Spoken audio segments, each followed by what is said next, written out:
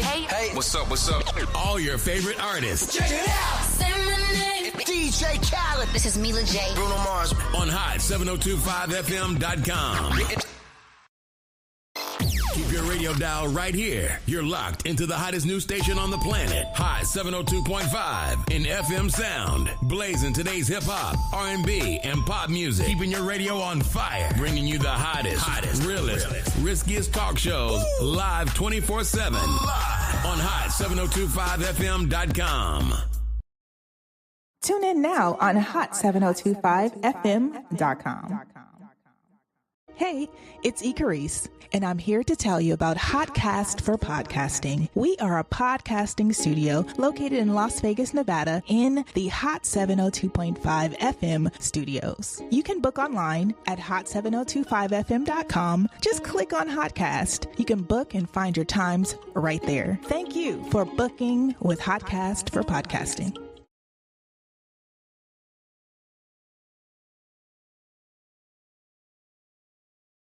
Hey y'all, it's your girl Cheryl Underwood, and you're tuned into the hottest news station on the planet, Hot 702.5. It's your main man, 360 the Poet from the Morning Wood. And are you looking for the perfect drink? Well, you found it.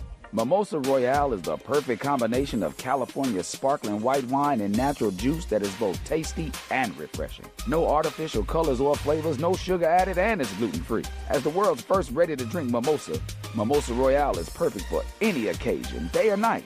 You no longer have to drink 12 of those seltzers just to get that perfect buzz. At 8% alcohol, Mimosa Royale is the perfect drink to party with.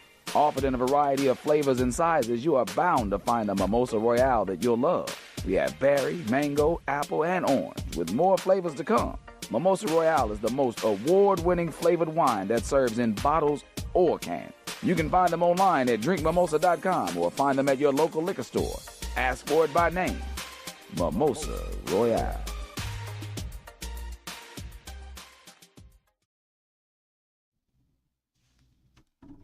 Hey everyone, it is your favorite girl, Artisha.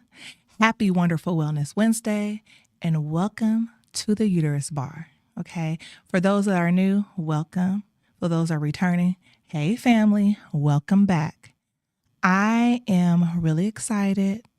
I have a very special guest, very, very special guest.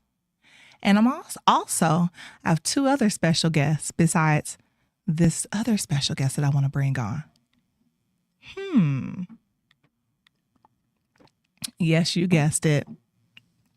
Let Your Lymph Flow Lymphatic Tea is a special guest. And the Uterus Bar guidebook is the special guest, and you can purchase both on 208lymphatics.com. Okay, get your tea. Let's get these toxins out of our system on a daily. And without further ado, my special guest, she comes all the way from Utah, and her name is Miss Chris Rogers. So you guys stand by as we're getting ready to have her enter. Hi, guys. Hi, how are you doing? I'm doing good. How are you? Great. Now that you are here. So everyone, this is the gorgeous and courageous Miss Chris Rogers. And briefly, I had the pleasure of actually meeting her. She reached out to me the day after she had her hysterectomy. And I just want to be a vessel to those and a support system to those that are going through this or thinking about going through this this journey. So, Miss Chris, can you tell the world who you are? Who is Miss Chris Rogers? So, like she said, my name's Chris. I live in Salt Lake City, Utah. I am a mother of two and a model out here, and I also run an entertainment company. So that's me. And then, okay, thank you. Okay, and if you don't mind, how old are you? I'm 32. So. Okay, a fabulous 32, might add. And so you say you have two boys. How old are they? Yeah, 10 and 2 years old. My 2-year-old. Oh my gosh. They're fun ages though. So. Right. You know what? I have a 5-year-old and all boy moms. So shout out to the boy moms out there. So yes, I definitely know they keep you on your toes, man, like really, really, really, really. So when did you have your hysterectomy? So I actually had it 3 weeks ago. I'm 3 weeks out. So wow. Very recently. Yeah. So, okay. So we're getting ready. We're going to go deep. I want to go back to why did you have to have a hysterectomy? So about a year ago, it was actually on Halloween of last year.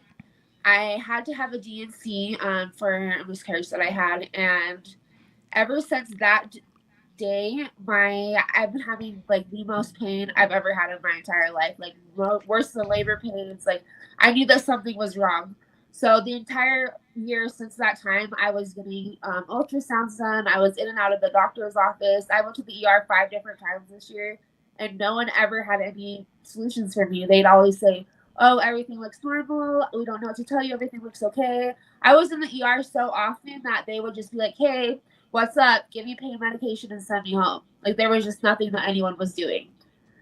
So I finally went back to my OB, the one that delivered my son, and I said, "Hey, we need to find a solution for this. Like, should we get a hysterectomy? Is that even an option?" And he was like, "Oh, if that's what you want to do and you're done having kids, let's do it." And I was like, "Wait, what?" Like, okay. And so, but right then and there, he was like, "Let's do it." I went home and I was still kind of iffy about it and on the fence about it. But then the surgery center called me and we made the appointment maybe like 2 days later. And then I ended up getting it like a week later. Like it was so fast how it happened. And my OB had told me, he said, "Yes, there is another surgery that we could do, but it might not work. So we might not want to do it because you still might have to get a hysterectomy either way." And I was like, "Okay, so there is another option, but you don't even want to try it," is what you're telling me. So. Wow. Okay. So first of all, I'm so sorry that you had a miscarriage. It's something I can really sympathize and empathize with.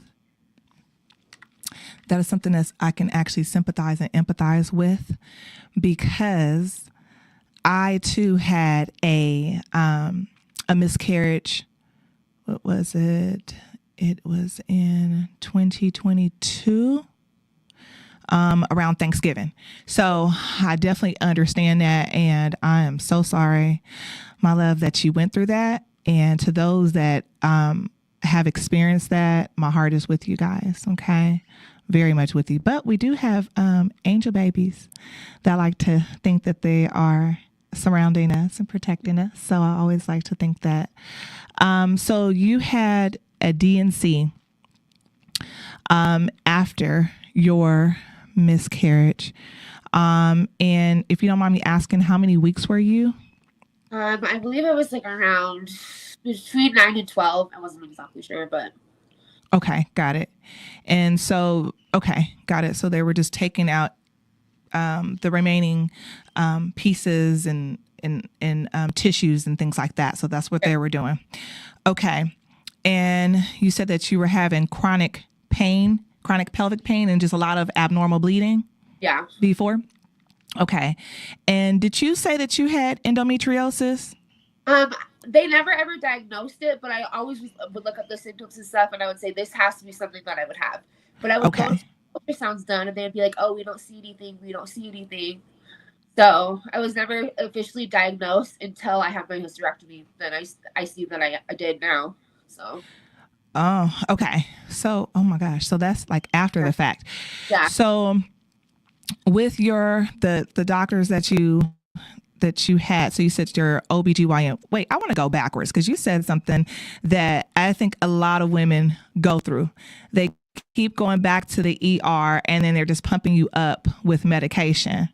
And it's almost like to get you hooked, but it's like pumping you up with medication, not really giving you anything else but here you go, here you go, here you go. And then from that medication, now it's another issue that arises. And so I think that's just, I think it's just really jacked up, quite frankly, because it's like, wait, you don't, it's something else. So I wonder what other, because you said something about a surgery, another surgery that they were talking about. So I wonder, was it the myomectomy?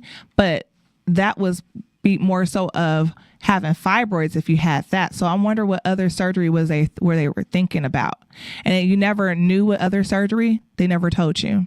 No, he said you could have had some type of scarring on scar tissue or something like that. They said they could go in and possibly get that out. But he said there's a high chance that that's not going to work and you're going to have to get a hysterectomy either way. So let's just go ahead and do the hysterectomy. I was like, okay. Like, like he didn't actually have an option.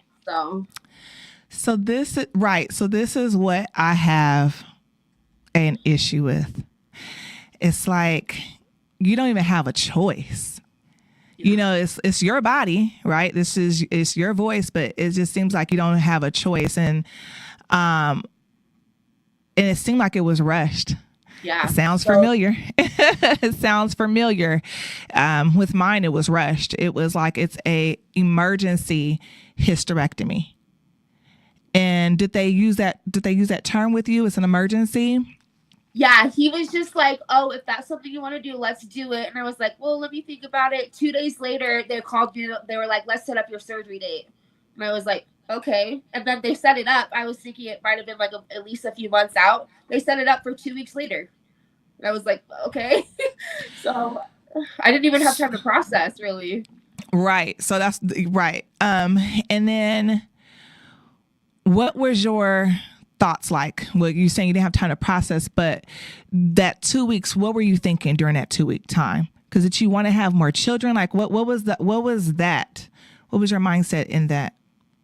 So I was going back and forth a lot, but I myself was adopted. And so I had talked to my mom about it. And she said, hey, you know, like if you do go through with this, just know that if you do decide to have more kids down the line, like there's more options. And, you know, and she's right. Like I've always been open to adoption and stuff anyway. So I think that kind of made me more confident in my decision. But yeah, it was kind of like, I feel like I still am kind of grieving the fact that I know that I made a decision to know that I could never ever have children again, whether I know if I want to or not. It's just kind of weird that like I know that it's just not an option. But yeah. So yes, that is a real thing of feeling like that loss, like you're grieving. So mine is a year. Well, it's going to be a year coming up of having it was last year. Excuse me. It was last year when I had my hysterectomy. But I definitely understand that because it's like, man, if I didn't want to, I still, or what if, just that what if you don't have that particular option to actually birth, but you still have the option to adopt. And I just think adoption parents are phenomenal. From the ones I've known of, they're amazing. Even, you know, foster parents that are that have been a positive impact in children's lives. I think that's awesome too, if you do go in that route. But I understand it. I understand it very clearly of, okay, well, dang, you know, if we get down with the get down, it's no oops or it's no possibility. So have you ever thought about or open to having counseling? Have you thought about that? Counseling? Yes. I actually am in therapy. I've been in therapy for since before this even started, just for some relationship stuff that I was going through. So I am thankful for that. So yeah, that's okay. Okay, good. Okay. Do you want to touch on that, the relationship? Yeah, I'll touch on it a little bit. A lot of this like has been kind of like a healing process and trauma because I'm just barely getting out of like a pretty abusive relationship. And it ended earlier this year, but I'm still definitely processing and dealing with it. And I feel like maybe my decision to get this done was kind of like a healing, like an ending chapter towards that too. My miscarriage was caused because of abuse. So yeah. So yeah. Thank you for sharing. You are a true warrior, and you got this. Like I said, thank you. Thank you for sharing. You got this. Okay. You got this. Okay. So can you talk to me the day of actually having your hysterectomy? Talk to me, go back there. And that's 3 weeks. Wow. Yeah. So I remember going in. I had my friend with me and my dad was with me, and I didn't even have like a pre-op appointment. I hadn't seen my doctor since the time that he told me, "Oh, you should get it done." And then I was like, "Okay." And then it was like 2 weeks later, and I saw him the morning of surgery, and he was like, "All right, this is the plan." And I was like, "Okay." And then I didn't even really know what happened. And then I didn't know that I officially had endometriosis and stuff until I got the diagnosis papers back like a week ago. So then I was like, I knew I wasn't crazy. I knew that I had I trusted my body. I knew that something wasn't right. But they kept telling me, "Oh, we've done ultrasounds, we've done this and that. It doesn't look like anything's wrong." And I'm like, well, I wouldn't be having pain like this if there was nothing wrong. So I didn't get officially diagnosed with endometriosis. I think I was stage 2. That says in my paperwork from after the appointment. So yeah. And this is your OB. You said your OB that you had your 2 amazing handsome boys from. Yeah, and have the G's. Okay. So then you have the hysterectomy. You're waking up, and what are your thoughts from there? I know I'm taking you back. But what are your thoughts from there? I think it was just kind of an emptiness feeling, okay, there's no going back now. It's done. It was just so rushed that I feel like I was kind of whoa, yeah, it was just, yeah. I went home to my parents' house for a few days, and they helped me out with the kids and stuff. And I don't think it really, really hit me until a week later. So, it was something that you said previous that you didn't have a pre-op appointment. No, I didn't have an appointment from the last time I went to see my OB, and I saw him, and I said, is this even an option? What should we do? He said, let's make the appointment. I didn't see him again until the morning of my surgery. Wait, how is this? Okay. Wait. Yeah. Let me drink some tea. Let me drink some lymph tea. Wait a minute here. Water too. Wait. Which I didn't think was not normal. And then I'm reading about it, and I'm like, am I the only one that didn't have a pre-op appointment? Because that should have been normal, right? That's the normal thing. You're supposed to have a pre-op appointment. When you have the pre-op appointment, usually they're going to do a urine test. They're going to draw some blood. They're going to give you your paperwork. They're going to make sure that these are the instructions that you need to follow before even having a surgery. They're going to go through everything. They're going to also go down to the nitty-gritty when it comes to your insurance. You know, how you're going to pay for this, all of that. This is what time you're supposed to show up. They're going to go through every little detail. So then therefore you are comfortable and you know what's to come. So it's just pretty much, this is what I'm saying. It just seemed like it was so rushed, and it was just like, boom, here you are. We're setting you up to have a hysterectomy. And I just think that's just so unfortunate because what was the diagnosis until after? So that is just so unfair to you. You don't even have, it's just okay, you have some scarring there that, okay, let's get this done because you're saying that you're going through these different issues. Okay, let's just get her out of here. We're going to do this and then keep it moving, but then give you a diagnosis later. I just think that is just jacked up. That's the best word I'm going to say right now, but it's just jacked up because you're not even able to hey, even if you wanted to get a second opinion, it just seemed like everything was just so rushed. Yeah. Oh my gosh. I'm so sorry, Chris, that this has happened. Okay. So then after that, so now during this, what are your symptoms? What do you feel after? After I feel like I actually had a pretty okay recovery, but that's because the pain that I was feeling from the recovering of the surgery was nothing compared to the pain that I've been feeling the entire year from my cramps and everything that I was feeling. So I guess that's a good thing. I don't feel like I've been in as much pain. I feel like I'm not in pain at all compared to what I've been through this entire year. So I feel like, at least I'm happy that sense of it. So Okay. Now, do you, what was I going to say? Did you have fibroids that you knew of? Yep. No, I didn't know about it. That's the thing too, is like, I was the one that brought it up. They're like, oh, there's nothing wrong. There's nothing wrong. But then after, a week later after the surgery, they send you like everything that they find. I had fibroids. I had endometriosis stage 2. I had so much scarring, so much stuff that I was like, see, I told you, but why did I have to tell you this? Like, why could you guys look? They gave me 4 ultrasounds this year and you told me that I had nothing wrong. So I'm like, I knew I wasn't crazy. So. And so I'm wondering, was the surgery that your doctor was talking about? That's why I keep going back. I wonder, was he talking about the myomectomy, which is the removal of the fibroids?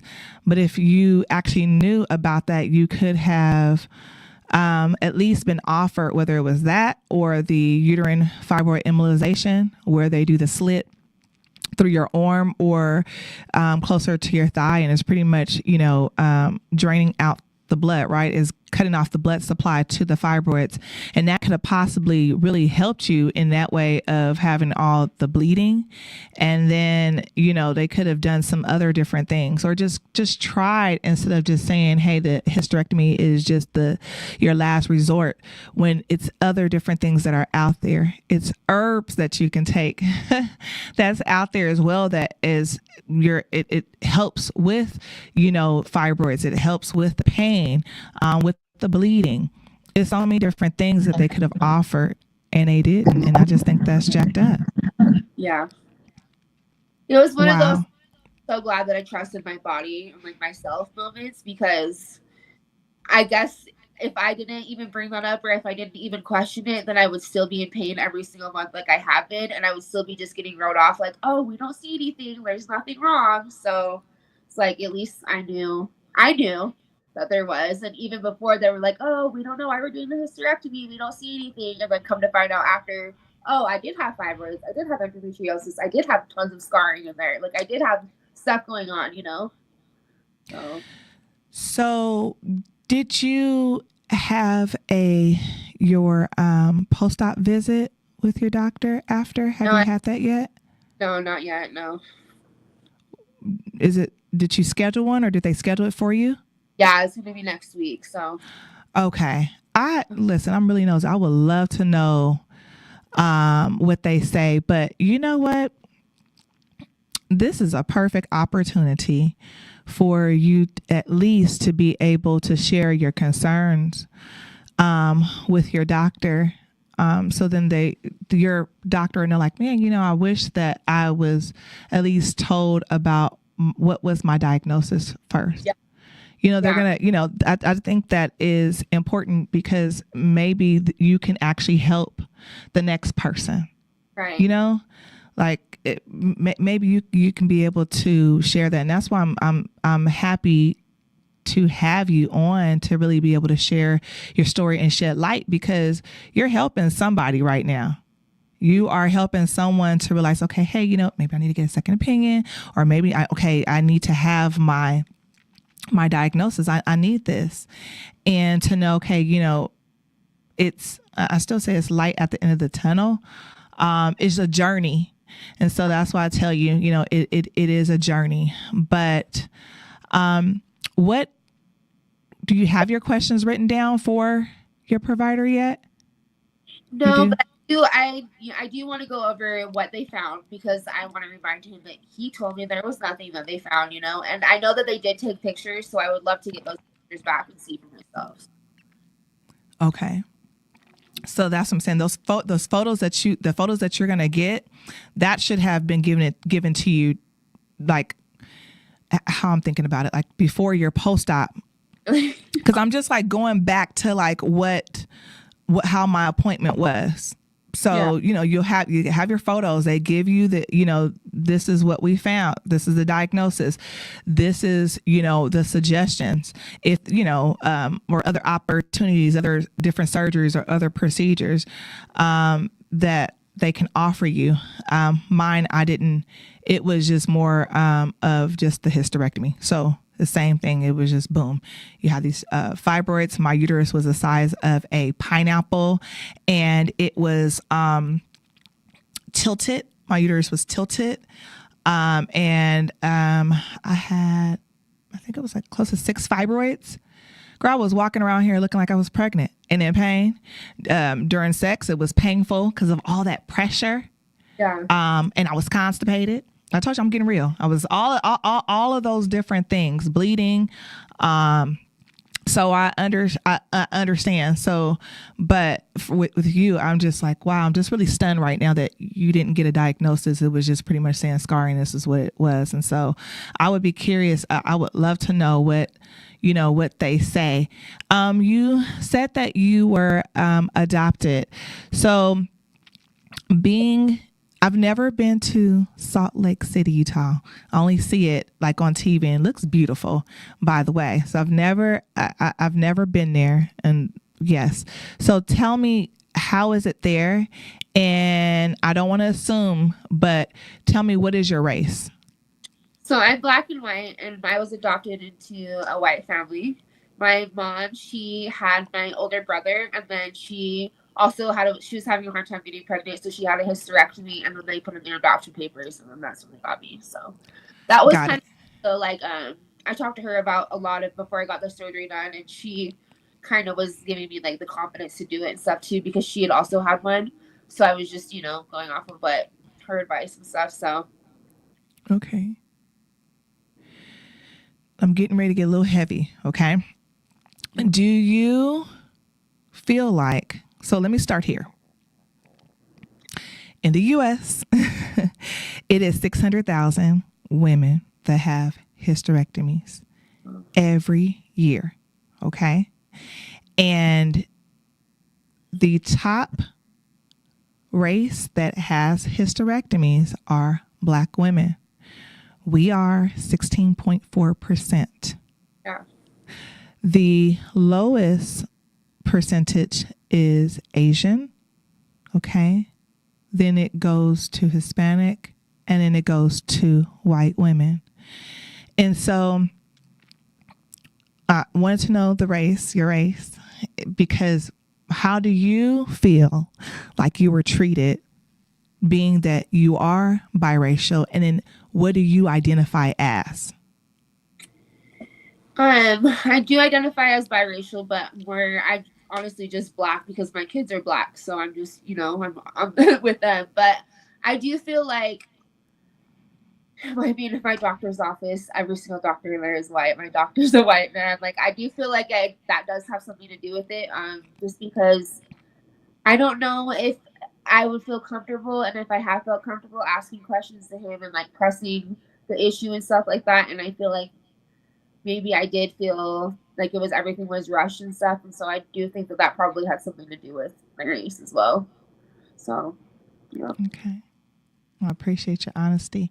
Yeah. So I asked those different things because when you were saying that you were going to the ER, okay, here she come again, talking about she's in pain, because the reality is when Black women, we go to ERs, doctors, and things like that, we are told that, okay, whatever, here she goes, she's making up something. Yeah. And, or here you go, here's some medication just to get you up out of here. So, or not given other different therapies or things, anything else that can actually help us. And so I asked you that question because I remember going to a standalone clinic out here in Las Vegas. And I just remembered, because I remember taking a pregnancy test. I'm like, okay, man, okay. All right, girl, you're pregnant. Okay. So I go into the ER and I'm letting them know what my symptoms were. And they were just looking at me like, okay, all right, well, we'll take a urine test. So take the urine test. They're saying it comes back negative. This is what they're telling me.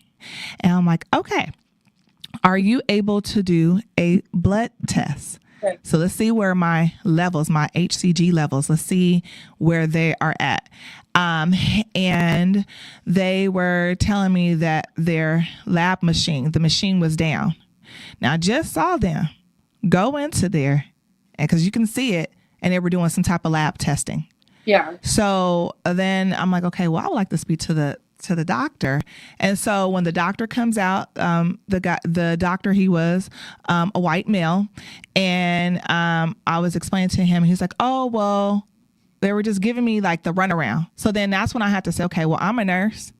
I understand how this works. And I don't always like to say I'm a nurse. I just want people to do their job, the job that they signed up for. And so I just remember him like, oh, well, where? Well, where do you work? It was more like, okay, I'm more interested in where you work instead of the pain that I'm in right now. And then you're telling me this negative test. Well, I end up leaving there. And again, like I took another pregnancy test. It was positive. And then I went to another, let me see, was it? No, I ended up having a miscarriage because I'm trying to think of like the timing after, but I ended up having a miscarriage. So my thing is I understand what it's like to go into doctor's offices or urgent cares or hospitals, and you're just looked at like, okay, she's not in pain. And then the thing is, so Black women, we're told that we can handle pain. Yeah. So I remember being pregnant, and I remember my doctor at that time, he was amazing. Actually, he was amazing. This is in California. And he was just saying that, okay, we're going to, go through with the vaginal birth or whatnot. But I ended up having to have an emergency C-section because the cord was wrapped around my son's neck. So I just remember that. But he was stating that doctors, this is what they discuss. And they talk about, even going back into history, that Black women can handle the most pain. They can handle pain. They're talking about giving birth. So it's like, whether I can handle pain or not, I don't want to have to always be strong. Right. You know what I mean? So I was told this by my physician, and I was just like, what? Like this is, and it was something about not giving you pain medication right away. Okay, so you can handle the pain. So this is why I like to ask these different questions, like, okay, hey, well, how was your experience? How was your experience, going through this hysterectomy? Did you feel like they were on top of it when they gave you your pain medication? Now that you're saying that, I do remember that I think the second or third time I went to the ER, I came with the same friend that brought me. And the first question, it was the same doctor and the same nurse. And the first question they asked me was, did you follow up with your doctor like we told you to last time? And I was like, my OB appointments are almost 2 months out. Like I haven't even had a chance to see them. And I remember the first time they gave me some stronger pain medications. And the second time they gave me aspirin and told me to go home. And I was like, well, I could have done this, myself and not came. And I do remember, like, the first thing they said was like, oh, did you follow up like we told you to? And it's like, well, yes, but that doesn't have anything to do with the pain that I'm in right now. So it's, yeah. Right. That's what I'm talking about. I remember that. Wow. My other question for you is, did you have a biopsy? Did they ever do a biopsy for you first? No, I don't think so. No, I don't even remember any kind of tests and stuff that they were getting done. I think that they did do the pre-op with like the blood drawn and all of those tests, because I had been into my doctor so many times that year that they just used my previous results from whatever they did. Okay. So girl, we got to rewind this back. I took my test before. I remember the morning of my surgery, I got a urine test to make sure I wasn't pregnant, but they didn't do any blood work. They didn't do anything. So I'm thinking the only thing that they had was on file from, me being in the doctor's so many times earlier that year. So. Okay. Lord, this is a lot. This is a lot. And I'm so sorry that you really went through this, because I'm like, okay, well, how to know that I guess I'm confused, because I'm like, the biopsy, you needed a biopsy to know if any of the tissues, was it cancerous, was it non-cancerous? Like, what is happening, America? Yeah. I'm sorry, Chris. Before I got it done, my doctor was like, oh, we don't see anything, but if you want to do it, we'll do it. So it's like, I don't even think that he really cared. He was just like, well, it's you saying that you want to do it. And I'm like, yeah, because something's wrong, and it's like, he said, oh, we did the ultrasounds on this. We don't see anything, but let's go ahead and do your surgery. And then after the surgery, after I get like the results back from the lab and stuff, that's when I see everything that I knew that I had that he was telling me that I didn't have. But it's like he was telling me like, oh, there's nothing wrong, but if you want to do it, let's do it. Then why are you giving me the surgery if you think that nothing's wrong? So Right. So at this point, so have you had a chance to talk to your mom about like, how you're feeling now? yeah, she's has my boys right now. She's very supportive and very for her. So yeah. And tell my mom said hello. So yeah, so okay. What is her, so you said she's supportive. What is her thoughts though? She just doesn't want me to be in pain anymore, which I agree with. And I guess that is the positive of this because I really haven't. My recovery has been overall pretty easy, but that's because, like I said, the pain that I was in before is nothing compared to the recovery. It's a different type of pain. Yeah. Right. So yeah. Now, what type of hysterectomy did you have? Did you have a whole total hysterectomy to where you don't have your ovaries anymore? You have my ovaries. They took the cervix, the uterus, and yeah. Okay. What about, okay, got it. Okay. And do you so far, because I know you're 3 weeks post-op, do you feel like any type of ovulation pains? No pain, but I do feel like maybe like PMS symptoms. Like I've been very, very, I had the week where I was like, I'm very emotional and just like that kind of, but I haven't had much pain, no. So I'm gonna say that sounds about right. Yes. Wow. Okay. And then, do you feel bloaty? Yeah, definitely. Okay. And then, because you said PMS. What about I'm getting nosy. Constipation. Have you experienced any of that? I just feel like just still gassy from the surgery, but no. Yeah. Yes. So I don't know if you're doing it already, but just get you some type of, you can do like Gas X or something like that, or some type of fiber, even just eating something that has fiber in it. Okay. Like a peach. Peach is good with fiber. Apples is good, with fiber, but do something that have something with fiber. So then it actually helps to break down. And it helps with whatever you need with the gas. Because when I tell you that gas is something else. So I always tell everybody the gas is something else. And then also, I don't know if you've experienced this yet, but make sure drink your water. Make sure you're flushing out as much as possible, because UTIs after having a hysterectomy feels different. And sometimes you don't know until it goes 0 to 100 real quick. And then also making sure that you are fresh down below, meaning your pH balance. Getting a good prebiotic or probiotic is really, really helpful in itself. It's important because I always call the yeast gang. they are there and you don't even know. So it's different. That's what I'm trying to say. Everything is different. Your body is like, okay, something is missing and it doesn't know, and things are not working the same. But I definitely want to make sure that you are on point with that. Your water, fleshing out, and definitely with that fiber. That fiber is really definitely going to help you. Okay. And then also, I know you're going to get it, but the uterus bar, I'm telling you, this is going to really, really help you through this journey. It's going to help you with the journey.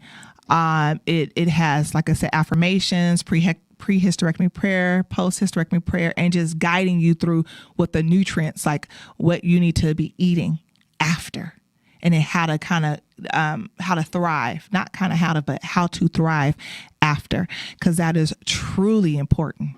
It's all about thriving after this, because this is a new normal. This is different. And I know everyone gets their hysterectomies for different reasons, whether, it was an emergency, or like, oh my gosh, this is actually going to help save my life. So everyone is getting it for different reasons, but that guidebook is really, really, really, really good too. Yeah. And is it anything that you would like to tell our amazing viewers and our amazing listeners out there? No, I'm just very, very thankful that I found you when I did, and so much through this journey. And honestly, I feel like that was manifestation. To be able to just come to you with all my questions and have you check in with me. So I just want to let you know that I'm very, very thankful for you. I love that. So. Thank you. So yes, everyone. So Chris found me the day after her hysterectomy, you guys. Literally like the day, like how many hours? Wow. Like the I think day. I got surgery and I was just looking up tags on Instagram and then I found, yeah.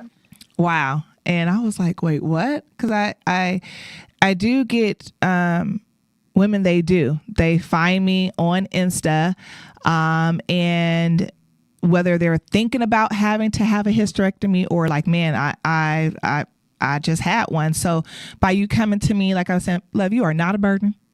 If you ever have any questions, please. And so that's why I have that group, the Uterus Bar, because my goal is to really be a bridge, and we can, continue linking arms as women, because we don't know. Sometimes you don't know what questions to ask.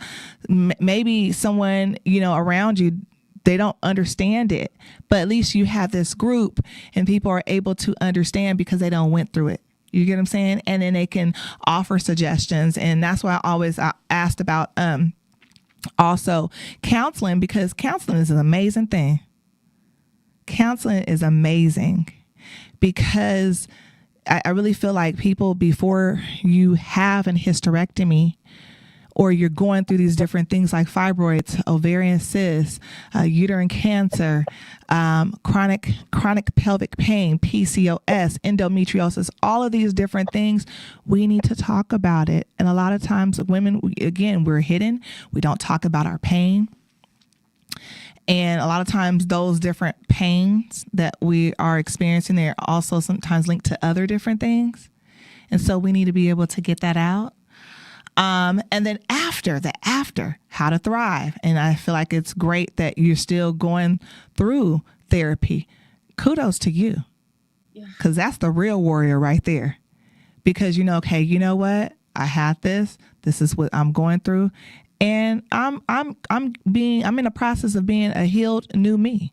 Yeah. And you're healing and thriving every day. So I want you to know that. So again, for those that are really seeking or looking for a group, the Uterus Bar is your group. Okay. You're going through this. This is a safe space. And I want to tell you also, Chris, I want you to know, even though your power center was snatched out, okay, you are not powerless. Do you hear me? You are powerful. And it was a reason that this was divine for me and you to connect. And so I speak life into you. I speak life into that womb, your womb area. And girl, I'm excited because I cannot wait to continue to be a part of your hysterectomy healing journey. Now, you also said something else. You're a model out there, girl. Okay, tell. I want to hear this. Okay. Yeah. So, I run an entertainment company out here, and I just model for local brands and for myself. I set up fun photo shoots for my girlfriends and a different modeling group out here called Model Mondays. So, yeah. Okay. On Instagram, follow my journey there. So. And then, okay, so how can they follow you? How can they find you? So my Instagram is love, LOVEEKRISS _ on everything. So. Okay. And then how long have you been doing this for? like 15 years. I don't know. Wow. 15 years. So, and I love to model coach now. So if anyone needs any help with any photo shoots or anything like that, like you can just always message me. I love to help people plan them out. And I like to give advice to new models and everything like that. So, yeah. Okay. Well, again, where can they find you one more time? Love Chris, Lovee, so 2 E's, KRISS on every platform. So, yeah. All right. Well, thank you again for joining and being here. We are linked now, and everyone, listen. Go grab the Uterus Bar book. It's the holidays.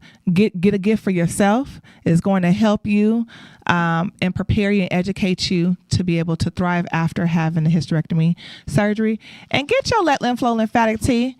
Now, I know some of you guys were out there indulging, okay, during the Thanksgiving holiday, and you're like, oh my gosh, now Kristen's about to come up. What better way can I detox? I'm detoxing every day, okay? And the tea is 10. All right, you guys, on that note. Oh, one more thing. You guys, if you do have any questions that you may have and you want to talk to me, give me some type of questions, and I'm going to research the answers and come on here and talk to you guys about it, please email me at theuterusbar@hot7025fm.com. Okay, the Uterus Bar at hot7025fm.com. And no question is a dumb question, okay? Please.